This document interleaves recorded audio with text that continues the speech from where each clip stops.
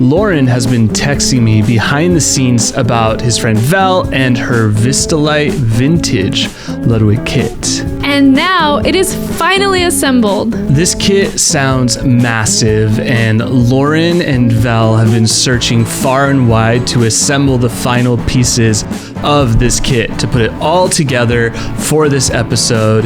And they are going to tell you about Val's connection not only to the kit, but the Ludwig brand itself. Mothership Gear is all about friends meeting friends and swapping stories about gear. So we'll let Val and Loren take it from here and tell you all about this 1976 Vistalite Bicentennial kit. Enjoy the episode.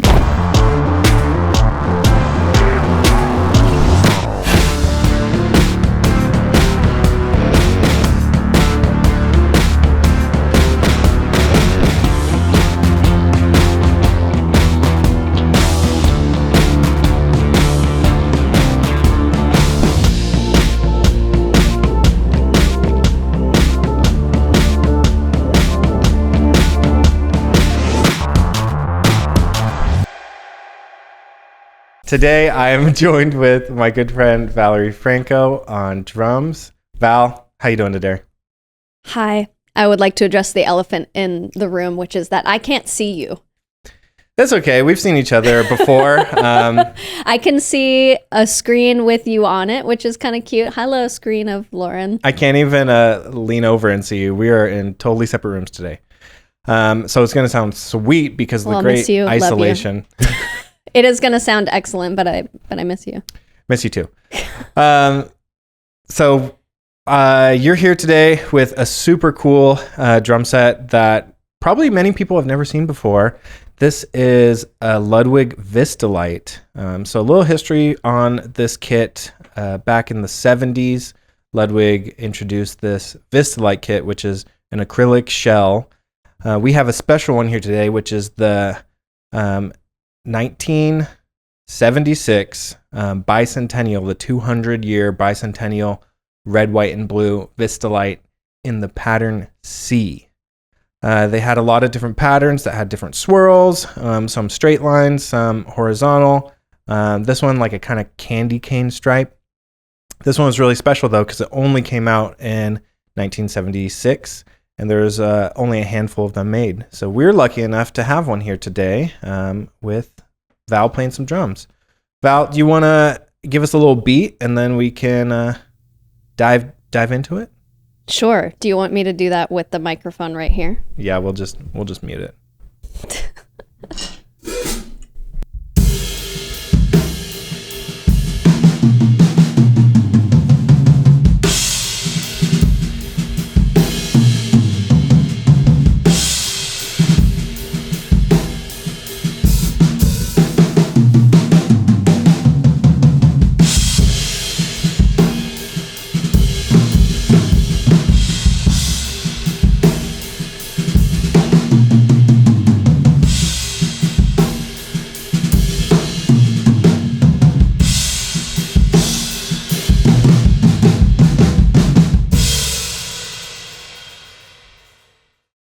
Hell yeah, brother. She's boomy.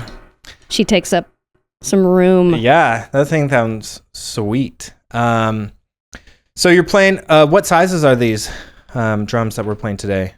We got a 22, 12, 13, and 16. Nice. So a classic kind of rock setup.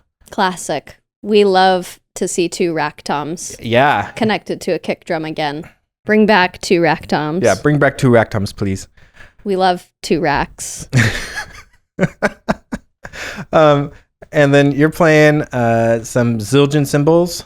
Yes. What do you got going on? This is my typical like touring setup actually, which I love that they sound so good with vintage because they're all brand new. I have 14-inch Zildjian K fat hats.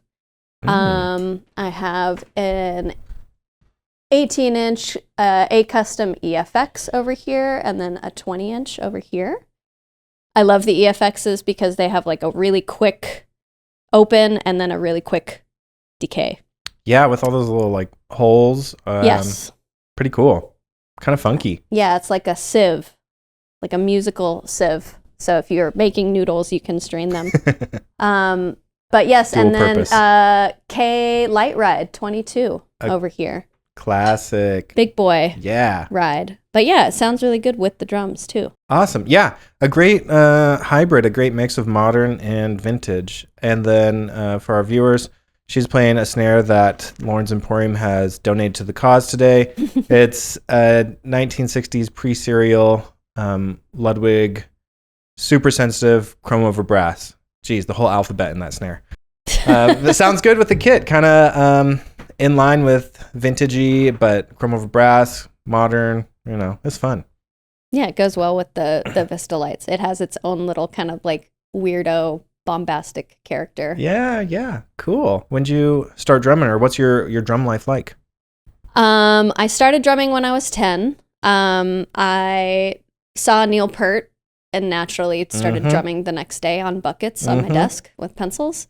My parents walked in and they were like, "Oh, we have a drummer." So they phoned all their friends. I wound up taking private lessons from a local guy in Orange County named Evan Stone, and he was my private teacher.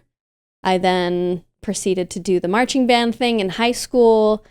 And then professionally, after I did go to music school for college as well, and then professionally been playing, just touring pop drummer since 2009. Nice. So just various pop acts. That first tour was with an American Idol named Alison Irahita. My very first gig, my brother likes to remind me because he's a big fan, was with Kylie Minogue on Dancing with the Stars. That was very exciting. It's a pretty cool first gig. Very, like, my teacher was the one who got it for me because he was the house drummer on Dancing with the Stars. And he was just like, "I'm sorry to tell you this, Val, it's all downhill from here." You're like, he's like, this is the best. Yeah, he's like, "This is the most well-oiled machine in Hollywood." Dancing with the Stars that was like 2008. So like the heyday of Dancing with the Stars. And he was just like, "This is the most well-oiled machine in Hollywood. It's not going to get any better than this." And what is it now? 25.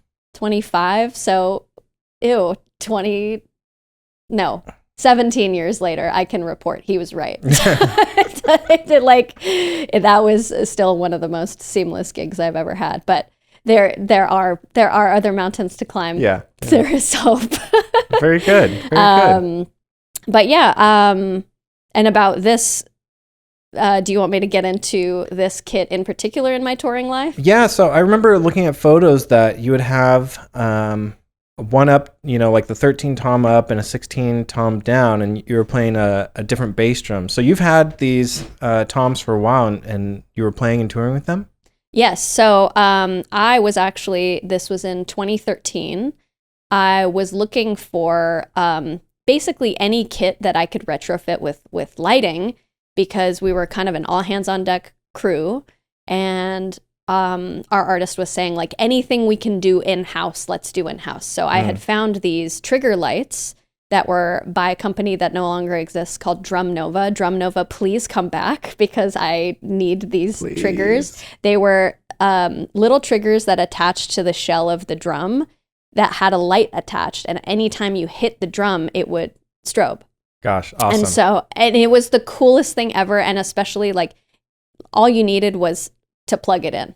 And so we just needed like 3 plugs. I put it in the kick, in this tom, and in this floor tom, and anytime I hit it, especially like any tom roll, just looked like the coolest thing in the world. And 9 times out of 10, that was the comment I got after a show, like, "Wow, your drum lights are so cool." I'm like, great.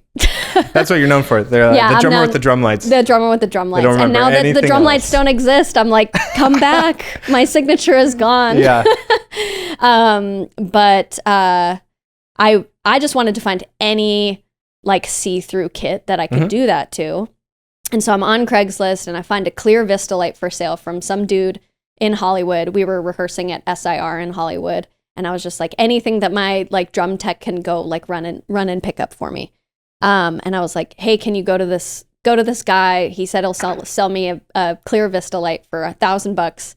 And he goes there, and I get a text like 20 minutes later. He's like, "Hey, he told me he sold this Vistalite, but he texted me a picture of these toms with a red kick. And I was like, this cannot be more perfect, because the artist I was working with, her main single, her like Billboard charting single was called American Girl. Oh my gosh. And I was like, this is great. It's the finale of every night's show is her song American Girl. This is Bonnie McKee. Have to get these, like whatever they cost, pick them up. And they showed up at rehearsal the next day, and they sounded amazing. I had never played a Vistalite kit. In fact, I was a Tama endorsee up to that like moment. Wow. And in fact, I think I fudged it, and like for this tour made it look like they were Tamas, even though they were very clearly Ludwigs. Because I don't even know if Tama ever made an acrylic kit or plastic kit of like any kind. Yeah, so, I don't know. But anyways, so I literally, we wound up having a gig at the Hollywood Bowl, and I'm playing this kit with a Tama head on it. Just to fool like any like cameras. Yeah. But that Hollywood Bowl show, it was Katy Perry. It was a breast cancer awareness like benefit concert at the Hollywood Bowl. Mm-hmm. And Katy Perry was like hosting it, and Sarah Bareilles was there. Ellie Goulding was there. That's a big show. Tegan and Sarah was there. Casey Musgraves was there. Wow. And then we were there. And I was just like, and I was like the first player of like, and it's when I wound up meeting like all of these like insanely great drummers, and they would all like sidle up to my kit, because we had, everything was like pre-staged, so we could, you know, change acts really quickly. And everybody would sidle up to my kit and go, great kit. That's not a Tama though, is it? And we're like, no. I'm like, but I have to be nice and at least like attempt to like stay in the family. But it was already like, I was like cross-fading my relationships, because I like, you know, I hate to, you know, tell these the like breakup story of me with Tama. It was not bad. It was just kind of like hey, I wound up finding this kit that I love the sound of, and that frankly you kind of can't match. Yeah, I'm sorry I found true love, but we had a good run. Yeah, and truly very, very amicable adult of you to break up like that. Great job. I was so heartbroken, and it did feel that dramatic and corny. Yeah. Like it was just like, no, I still love you, and I love like it's not you, it's me. I love what we had. I only have fond memories of us. Maybe we can still be friends, but I'm just moving in a different direction. Exactly. And here we are. Yep. And that was that relationship switch happened in 2013. I wound up calling Ludwig and saying like, hey, I am touring this kit. I would love for it to actually have a Ludwig head on the front instead of this Tama head. And it wound up working out. So I've been a like Ludwig artist for 12 years. That sounds crazy. Wow. Awesome. But yeah, toured with this kit from 2013 through 2019. And it, like, I say this kit, these two toms, I'm pointing to the 13 and the 16. So these have been like all over Europe, all over the States multiple times. Wow. Yeah, sturdy kit for being what? Acrylic, plastic. 60 years old. What's the math?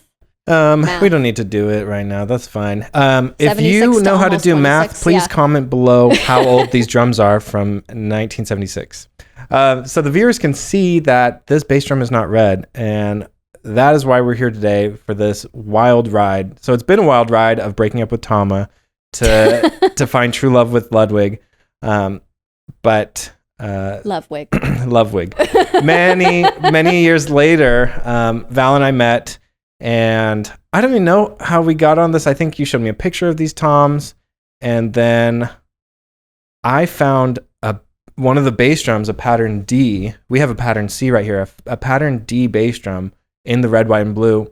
Which is also cool, but a little bit like more jagged of a pattern. It kind of has this like asymmetrical pattern to it. So how it had happened was I was actually going to sell these because I was like, oh, I've had them now for, 12 years. I'm not using them as much. I have, like I have a bunch of other kits that kind of have like first priority, and because they're newer, I feel a little bit more comfortable like touring with them because I'm more able to replace anything that might break.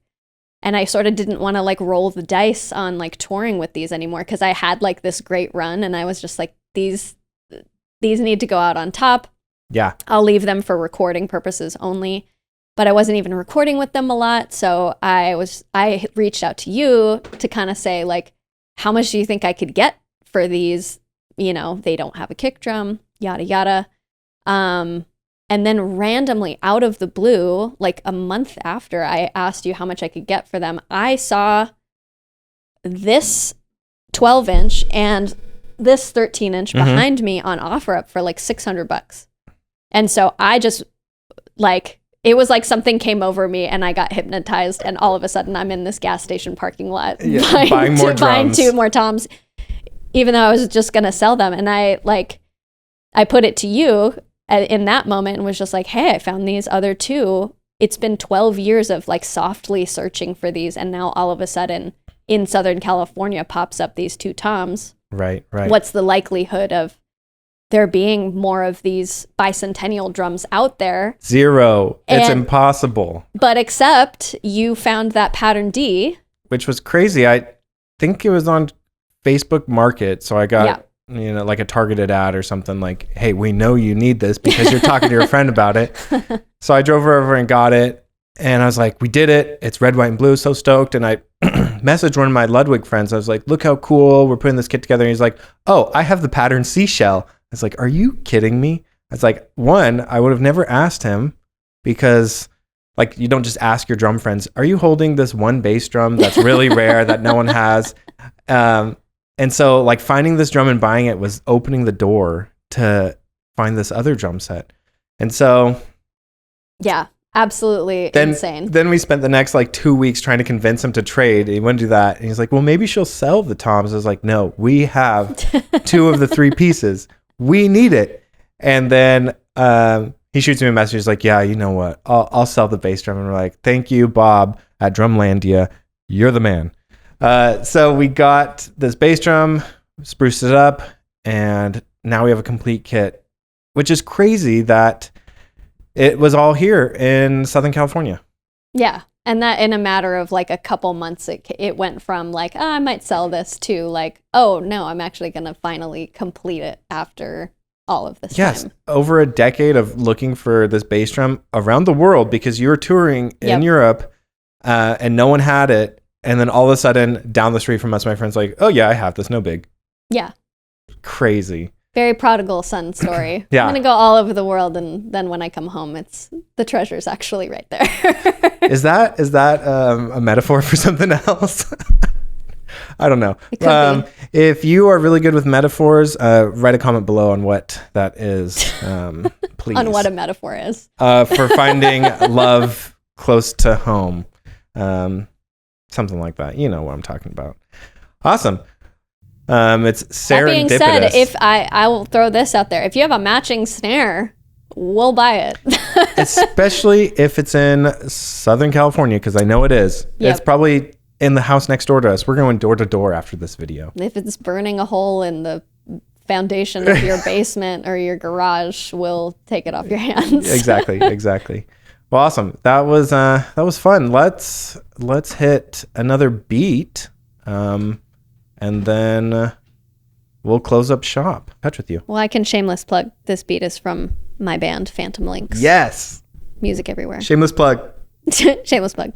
I'm going to move this out of the way just to get it out of the way. Also, so you can admire this shirt that I very carefully curated for today because it's the Bicentennial. It's America. This is like a badass eagle shirt from 1995. Get into it. Perfect for 4th of July, today. Yeah. American Girl. It's all come together in this outfit. Sweet. For this outfit. Hit it. Hit it.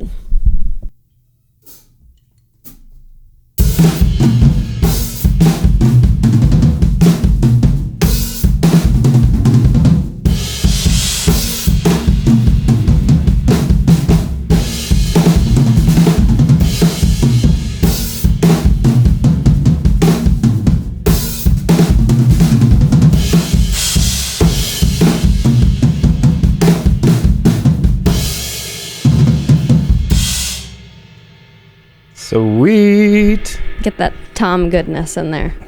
These are nice. These are really nice. Yeah, they tune up really well for Vistalites. Fun fact, some Vistalites that you would get wouldn't even have an edge, a bearing edge cut into them because they were just thrown out from the factory. You would get a double-headed tom and like the resonant side would just be flat with no edge. So a lot of these could be kind of crummy sounding, but these ones have great edges and sound really nice. Yeah, we super lucked out. Yeah. Maybe they had it together by 1976. Yeah, or like since it was like a special run, they're like, maybe we should make these good because this is the only time we're doing it. Yeah, it's the Bicentennial, and these drums are one of the few drum factories left in the United States. Yeah. Let's be proud of our craftsmanship, maybe. Exactly. Yeah. Very good. That was great. Laura and I, my wife, were listening to Phantom Links the other day, and we got big like Paramore vibes. Sounded so sick. Thank you. That's the highest praise there could be. Yeah. It's like my favorite band of all time, probably. Well, you guys sound very unique and original, but love the pop punk vibes that I was getting. We're both from Orange County, so it's just like baked into our DNA. Yeah. To Awesome. be like kind of emo. Yeah. Always. Especially we get like Twilight era Paramore, like a little bit more dark emo vibe. Totally. In there. Totally. So if you're into that era, Shameless plug. Shameless plug. Phantom Links. Anywhere online where music is listened to. Where else can they find you on the internet, Val? I am at CVal Drum, wherever at CVal Drums are found. So any any social media out there. C as in you're watching me. SEE. Beautiful.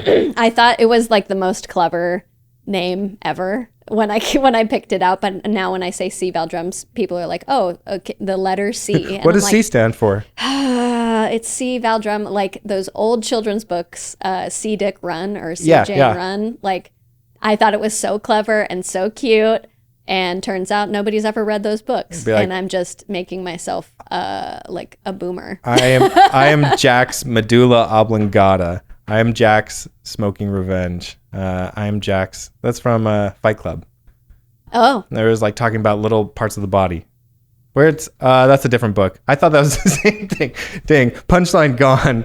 punchline gone. So if you want me to search for drums all around Southern California, hit me up at Loren's_Emporium, everywhere the internet is. Thanks again for joining us, Val. This has been super fun, kind of a unique piece of gear and some sweet drumming. Thanks for listening.